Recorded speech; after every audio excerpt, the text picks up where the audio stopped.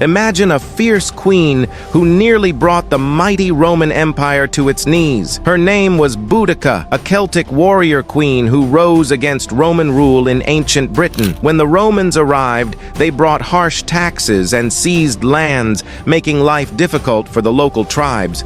But things took a darker turn when Boudica, a respected leader of the Iceni tribe, faced brutal treatment at their hands. After her husband's death, the Romans ignored his will, took her land, attacked her, and assaulted her daughters. This wasn't just an attack on a family, it was a declaration of war. Her story isn't just about revenge, it's about a fight for freedom that shook the foundations of Roman Britain. Boudica's name became a rallying cry for those who believed in resisting oppression, showing the world that even the mightiest empires can be challenged. Roman Britain. In 60 AD, Britain was under the iron grip of the Roman Empire. The Romans had invaded nearly 2 decades earlier, bringing their roads, cities, and laws, but also harsh taxes and brutal demands. The native Celtic tribes, proud and fiercely independent, saw their way of life threatened. Among these tribes was the Iceni, led by King Prasutagus. He tried to coexist with Rome, forming an uneasy alliance that allowed his people some autonomy. But when Prasutagus died, his alliance meant nothing to the Romans. They seized his lands, ignored his will, and treated his family cruelly. This betrayal set the stage for a rebellion that would soon shake Roman control over Britain. The spark of rebellion. The tipping point came after King Prasutagus's death. Despite his attempts to secure peace, the Romans seized the Iceni's lands and wealth, but it didn't stop there. They went after Boudica and her family. Roman soldiers brutally flogged Boudica in front of her people, a calculated act of humiliation. Worse still, they assaulted her young daughters, showing no mercy. This act of cruelty wasn't just an attack on a family, it was an attack on the honor and spirit of the entire Iceni tribe. For Boudica, the message was clear. Rome's rule would bring nothing but suffering, but she refused to bow down. How could one woman dare to challenge Rome's iron grip? Here's how Boudica turned the tables. Boudica's strategy and early successes. Fueled by anger and a thirst for justice, Boudica called on neighboring tribes to rise up against their common enemy. Her message spread quickly, and soon she gathered a massive army, tens of thousands strong. Warriors from the Iceni, Trinovantes, and other tribes joined her, united under a single purpose: to drive the Romans out of their land. Boudica's first major target was Camulodunum, a symbol of Roman power and arrogance. This settlement, now modern-day Colchester,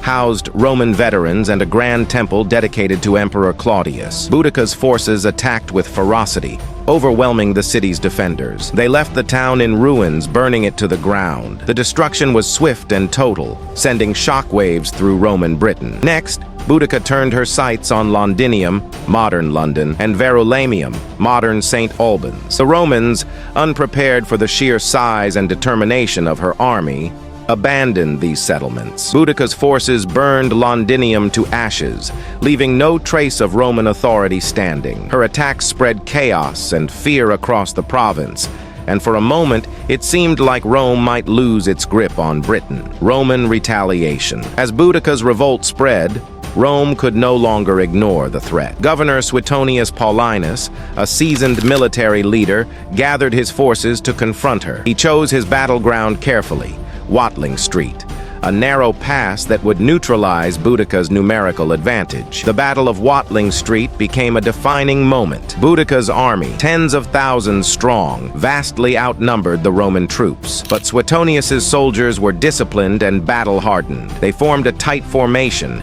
using their shields and spears to create an impenetrable line. Boudica's warriors charged with fury, but the Romans held their ground. The clash was brutal, with no room for retreat. Would sheer numbers prevail, or would Roman discipline turn the tide? The downfall and Boudica's legacy. The Battle of Watling Street ended in tragedy for Boudica. Despite her fierce determination and the overwhelming numbers of her forces, the disciplined Roman legions ultimately prevailed. Thousands of her warriors fell that day, and the rebellion was crushed. Yet Boudica's courage and leadership left a lasting impression on history, even in defeat. What happened to Boudica after the battle remains a mystery. Some say she died fighting, refusing to surrender. Others claim she took her own life with poison to avoid falling into Roman hands. Regardless of how her story ended, her defiance against the Roman Empire turned her into a legend. Boudica's legacy lived on, inspiring later generations as a symbol of resistance and the fight for freedom. Centuries after her death, she became a powerful icon of British pride and resilience, a reminder that even against the greatest odds, the spirit of resistance can never be truly conquered. Boudica's impact on history. Boudica's story still resonates today because it speaks to the timeless themes of resistance, leadership, and courage in the face of overwhelming power. Her defiance against the Roman Empire reminds us that the fight for justice is never easy, but it's a battle worth fighting. Boudica stood up for her people when others would have surrendered, and her legacy continues to inspire those who resist oppression. Boudica may have lost the battle, but she became an enduring symbol of defiance against tyranny. Her spirit still echoes through history. Can you hear it? If you found Boudica's story as inspiring as we did, don't forget to like, subscribe, and share this video for more tales of history's greatest rebels.